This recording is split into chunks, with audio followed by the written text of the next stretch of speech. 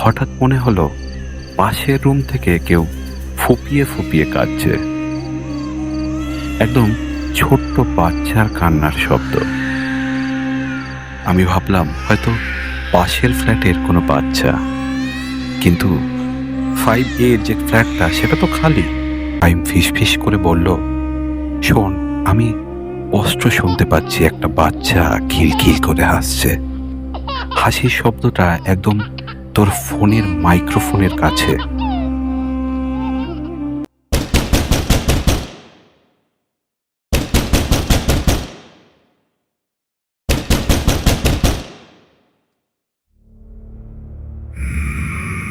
ডাক টিকেট, কিছু ডাক উপেক্ষা করা যায় না। নমস্কার, ওয়েলকাম ব্যাক। আপনাদের সবাইকে স্বাগত জানাই। আমি সুরজিৎ আছি আপনাদের সাথে। আশা করছি আপনারা সবাই ভালো আছেন। আজ আবারও একটি ভৌতিক অভিজ্ঞতা নিয়ে হাজির হলাম আপনাদের জন্য। আজ কিন্তু আমাদের শ্রোতা আবিদ সেই সুদূর বাংলাদেশ চট্টগ্রাম থেকে আজকের একটি অভিজ্ঞতা ডাকটিকিটে শেয়ার করেছেন। আজ যদিও একটি নয়, বরং দুটি ভিন্ন স্বাদের অভিজ্ঞতা আজকের এই এপিসোডে শোনাবো। এবং শেষে যে গল্পটি আমি আজ শোনাবো তার অভিজ্ঞতা আমাদের সাথে ভাগ করে নিয়েছেন দেবময়। বিশেষ কারণে তার পদবি এবং বাসস্থানের ঠিকানা এখানে উল্লেখ করা হয়নি। তাই আর সময় নষ্ট না করে আমরা চলে যাচ্ছি সরাসরি গল্পতে।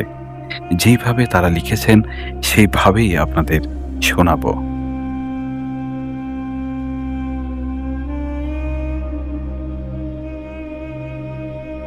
আজিমপুরের কবরস্থানের ঠিক উল্টো দিকের গলিটা দিয়ে একটু ভেতরে ঢুকলেই একটা পুরনো 5তলা বিল্ডিং চোখে পড়ে।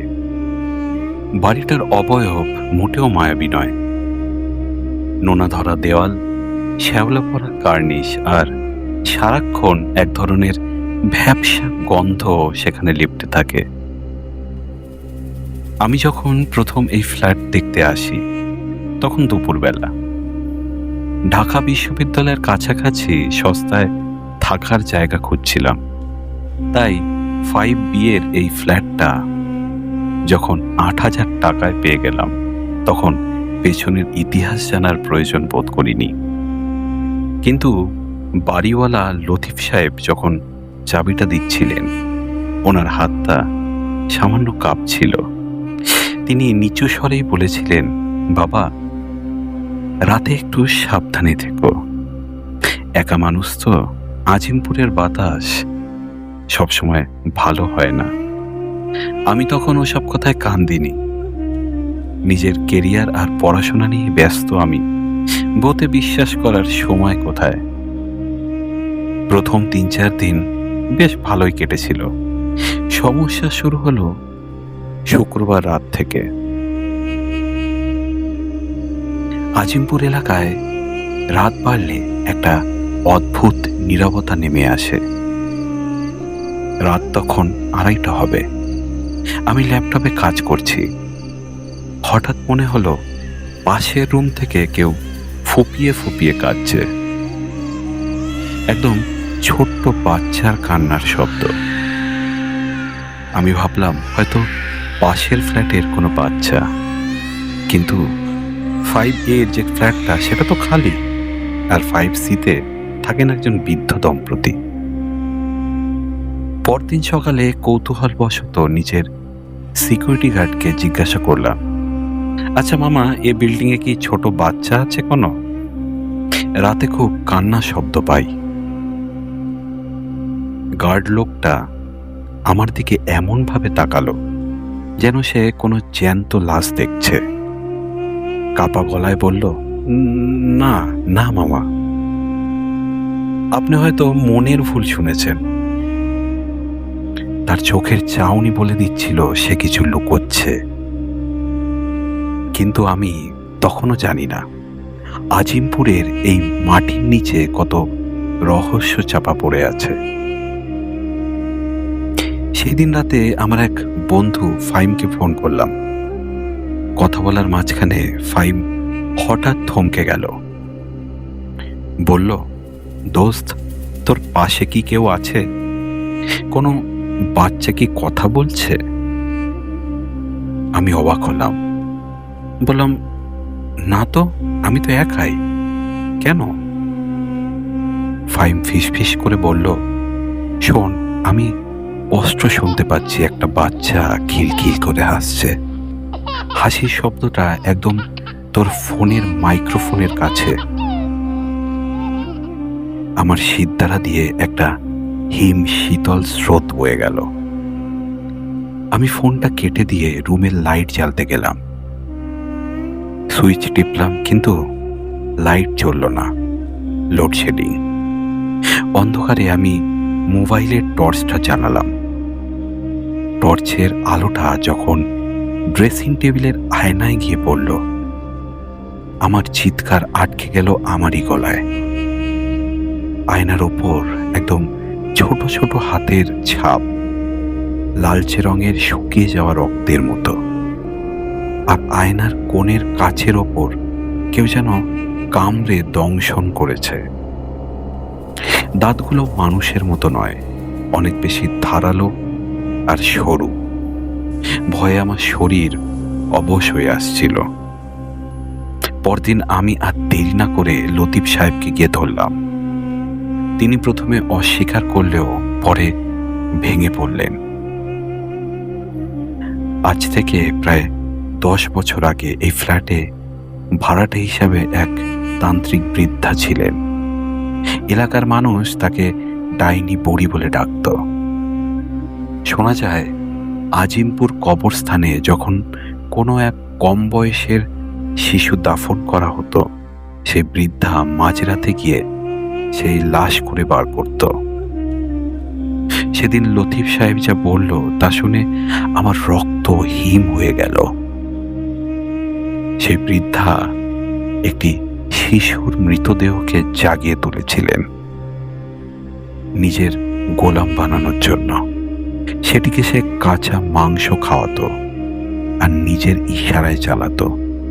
একবার এক লোক তাকে বাধা দিতে গিয়েছিল। পরদিন তার লাশ পাওয়া যায় নর্দমায়। গলাটা এমনভাবে কামড়ে ছিঁড়ে ফেলা হয়েছিল যেন কোনো হিংস্র জানোয়ার আক্রমণ করেছে। পুলিশ আসার আগেই বৃদ্ধা উধাও হয়ে যায়, কিন্তু সেই শিশুটির আত্মা এখনো 5B'র ফ্ল্যাটেই আটকে আছে। তার জন্য এই ফ্ল্যাট কেউ কেনে না। আমি সস্তায় পেয়ে আমি ফাঁদে পড়েছি। সে রাতটা ছিল অমাবস্যা। আমি ঠিক করলাম রাতেই ব্যাগ গুছিয়ে চলে যাব, কিন্তু আজিমপুর যেন আমাকে ছাড়তে চাইল না। রাত 11টার দিকে হঠাৎ আকাশ ভেঙে বৃষ্টি নামল। বজ্রপাতের শব্দে কান ঝালাপালা হওয়ার অবস্থা। আমি যখন সুটকেসটা টানছি, হঠাৎ অনুভব করলাম আমার গোড়ালিটা কেউ শক্ত করে ধরে রেখেছে। নিচে তাকাতেই আমার কলিজা যেন ফেটে যাওয়ার উপক্রম হলো। খাটের নিচ থেকে একটা বিভীষিকাময় মুখ উকি দিচ্ছে। বাচ্চা মানুষের মুখ, কিন্তু তার চামড়া পচে নীল হয়ে গেছে। গর্তে যাওয়া দুটো চোখ দিয়ে আগুনের মতো লাল আলো ঠিকরে বেরোচ্ছে। তার ঠোঁট নেই, মারিবার করে বড় বড় পচে যাওয়া দাঁত। সে তার লম্বা নখগুলো দিয়ে আমার পা আঁকড়ে ধরেছে। তার শরীর থেকে একটা পচা মাংসের উৎকট গন্ধ বেরোচ্ছে। সে ফিস করে বলল, কোথায় যাবি? আম্মা তো নেই, আমাকে এখন কে খাওয়াবে? তুই আমাকে মাংস খাওয়াবি? আমি লাথি দিয়ে তার হাত ছাড়ানোর চেষ্টা করলাম, কিন্তু বাচ্চার মতো দেখতে হলেও তার শক্তি ছিল অমানসিক। সে আমার গায়ের উপর ঝাঁপিয়ে পড়ল। তারপর ধারালো নখ আমার কাঁধের চামড়া চিরে দিচ্ছে। আমি কোনো মতে ড্রয়ার থেকে একটা বড় কাঁচি বার করে অন্ধের মতো চালাতে লাগলাম। একটা অমানসিক চিৎকার দিয়ে সে পিছিয়ে গেল। আমি সেই অন্ধকারেই দরজা খুলে সিঁড়ি দিয়ে নিচে নামতে লাগলাম। সিঁড়ি দিয়ে নামার সময় মনে হচ্ছিল পেছনে শত শত ছোট পায়ের শব্দ। কেউ একজন খিলখিল করে হাসতে হাসতে আমার নাম ধরে ডাকছে। আমি যখন নিচে গেটে পৌঁছালাম, দেখলাম সিকিউরিটি গার্ড তার ঘরে নেই। তার ঘরটা লণ্ডভণ্ড হয়ে আছে, মেঝেতে চাপ চাপ রক্ত। টর্চের আলো ফেলতেই দেখলাম গার্ড লোকটার গলার নলি কেউ খাবলে তুলে নিয়েছে। পাশের দেওয়ালে সেই ছোট ছোট হাতের রক্তমাখা ছাপ। আমি আর পেছনে তাকাইনি। সে বৃষ্টির রাতে আজিমপুর কবরস্থানের দেওয়াল ঘেঁষে দৌড়াতে লাগলাম মেন রোডের দিকে। পেছনে মায়াভিলার 5 তলায় সেই 5B এর জানালার দিকে তাকিয়ে শেষবার যা দেখেছিলাম তার জন্য আমি প্রস্তুত ছিলাম না। জানলার কাচের ওপারে সেই বিভীষিকাময় বাচ্চাটি দাঁড়িয়ে আছে। তার হাত দিয়ে জানলার কাচ চুইয়ে রক্ত পড়ছে। সে আমার দিকে তাকিয়ে হাত নাড়ছে। সে যেন বলছে, আবার দেখা হবে। আজ ঘটনার 2 মাস পার হয়ে গেছে। আমি এখন ঢাকার অন্য প্রান্তে থাকি, কিন্তু আমার বিভীষিকা শেষ হয়নি। প্রতি রাতে ঘুমানোর সময় আমি শুনতে পাই আমার জানলার বাইরে কেউ নখ দিয়ে আঁচড়াচ্ছে। মাঝরাতে আমার ফোনে আননোন নাম্বার থেকে কল আসে। ওপাশ থেকে খিলখিল করে একটা বাচ্চার হাসি শোনা যায়। ডাক্তার অবশ্য বলেছে এটা নাকি ট্রমা, কিন্তু আমি জানি সত্যিটা কি। যারা আজিমপুরের আশেপাশে যান তারা সাবধান থাকবেন, বিশেষ করে রাতে যদি কোনো শিশুর কান্না শুনতে পান, ভুলেও পেছনে তাকাবেন না।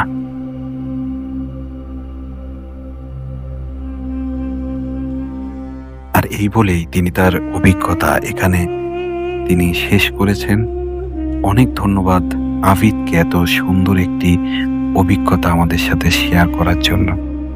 আমরা অনেকেই বিভিন্ন রকম কাজের জন্য, কিংবা এখানে যেমন আবিদ বলেছে যে তার ইউনিভার্সিটির থেকে কাছে হবে বলে তিনি একটি মেস ভাড়া নিয়েছিল কিংবা একটা ফ্ল্যাট ভাড়া নিয়েছিল, এমন তো আমাদের এখানে অনেকেই আমরা করে থাকি। আমরা কি তার পেছনের কোনো ইতিহাস কখনো জানতে চেষ্টা করি, যে সেখানে কে ছিল, কিংবা আগে কে থাকতো, কিংবা এখন কি অবস্থায় আছে? আমরা সত্যি কিছু জানি না, কিন্তু কিছু কিছু ঘটনা যখন ঘটে তখন সেই ঘটনার সাথে যারা জড়িয়ে থাকে তাদেরকে সত্যি নাড়া দিয়ে যায়। আর সময় নষ্ট না করে আমরা চলে যাব পরবর্তী অভিজ্ঞতায়।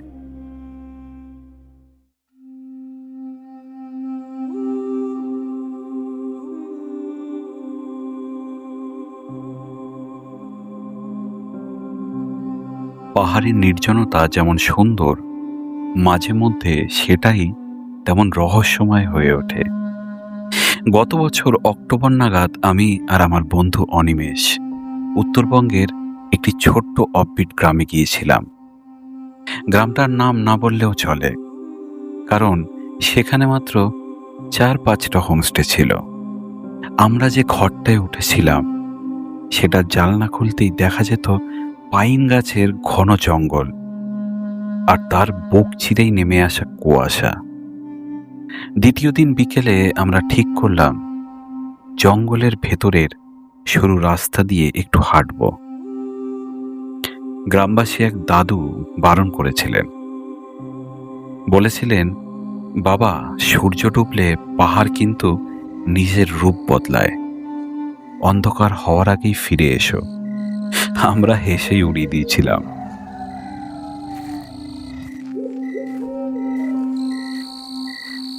হাঁটতে হাঁটতে কখন যে বেশ অনেকটা গভীরে চলে গেছি বুঝতেই পারিনি। হঠাৎ করেই চারপাশটা অস্বাভাবিক রকমের শান্ত হয়ে গেল।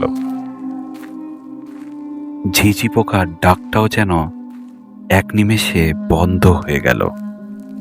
ঘড়িতে তখন মাত্র 5টা, কিন্তু কুয়াশার চাদরের চারপাশ প্রায় অন্ধকার।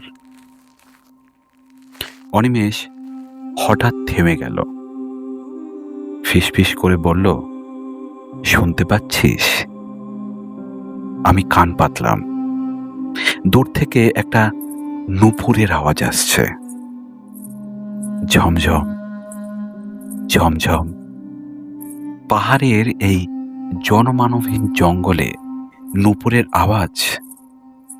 আমি ভাবলাম হয়তো কোনো পাহাড়ি মেয়ে ছাগল নিয়ে ফিরছে, কিন্তু আওয়াজটা ক্রমশ কাছে আসছিল। শুধু অদ্ভুত ব্যাপার হলো, নুপুরের আওয়াজের সাথে কোনো পায়ের শব্দ ছিল না। আমরা দ্রুত পায়ে গ্রামের দিকে হাঁটতে শুরু করলাম। কিন্তু আশ্চর্যের বিষয়, যে পথ দিয়ে এসেছিলাম সেই চেনা রাস্তাটা যেন কোথায় হারিয়ে গেল। কুয়াশার ভেতর দিয়ে শুধু গাছগুলো কঙ্কালের মতো দাঁড়িয়ে আছে। হঠাৎ নুপুরের শব্দটা ঠিক আমার ঘাড়ের কাছে এসে থেমে গেল। একরাশ শীতল বাতাস আমার কানের পাশ থেকে বয়ে গেল, আর একটা অস্ফুট কণ্ঠস্বর শুনতে পেলাম। কোথায় যাচ্ছ? এই পথ তো শেষ হয় না। অনিমেষের দিকে তাকাতেই দেখি ওর মুখ ফ্যাকাশে হয়ে গেছে। ও আঙুল দিয়ে একটা পাইন গাছের দিকে ইশারা করলো। কুয়াশার আড়ালে একটা লম্বা ছায়া দাঁড়িয়ে আছে, সাধারণ মানুষের থেকে অনেক বেশি লম্বা। পা দুটো মাটির ওপরে নেই বললেই চলে। ওই আবছায়াতে আমি স্পষ্ট দেখলাম তার শরীরে একটা পুরনো আমলের ছেঁড়া লাল রঙের কিছু জড়িয়ে আছে। আমরা এক সেকেন্ডও দাঁড়াইনি, প্রাণপণে দৌড়তে শুরু করি। দৌড়তে দৌড়তে পায়ের নিচের মাটি যেন কাঁপছিল। মনে হচ্ছিল পাহাড়টাই যেন আমাদের গিলে ফেলতে চাইছে। যখন হোমস্টের বারান্দার আলো দেখতে পেলাম, তখন আমরা হাঁপাচ্ছি। হোমস্টের মালিক ওই অবস্থায় আমাদের দেখে শুধু একটা দীর্ঘ নিঃশ্বাস ফেললেন আর বললেন, আপনারা বোধহয় সেই লাল শাড়ি পরা মেয়েটিকে দেখেছেন, তাই না? আজ থেকে 20 বছর আগে এই জঙ্গল থেকে সে আর বেরোয়নি। ও একা থাকতে পছন্দ করে, তাই মাঝে মাঝে সঙ্গী খোঁজে। সেদিন রাতে আমাদের কারোর ঘুম হয়নি। জানলার বাইরে সারা রাত ঝমঝম ঝমঝম নুপুরের শব্দ, আর মাঝে মাঝে জানলা খামচানোর আওয়াজ আসছিল। পরদিন ভোরেই আমরা পাহাড় ছেড়ে নেমে আসি। আজও কুয়াশা দেখলে বা নুপুরের আওয়াজ শুনলে আমার শরীরের রক্ত হিম হয়ে যায়। মনে হয় সে এখনো আমাদের খুঁজছে।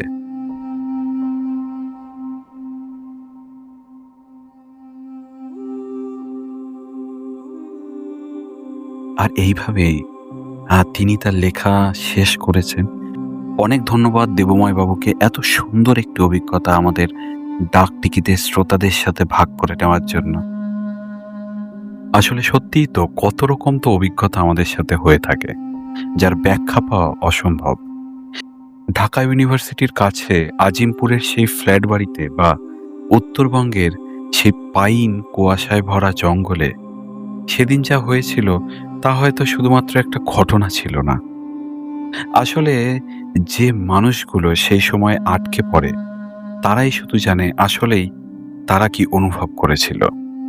তাই বলবো, এমন ধরনের অভিজ্ঞতা যদি কারোর সাথে হয়ে থাকে, তারা আর মনের চাপ না বাড়িয়ে আমাদের সেই অদ্ভুত অভিজ্ঞতার চিঠি পাঠিয়ে দিন ডাক টিকিটে। আমাদের লেখা পাঠিয়ে দিন ডাক টিকিটের মেল আইডি বা ফেসবুকের মাধ্যমে। আপনারা সবাই ভালো থাকবেন। শুভরাত্রি।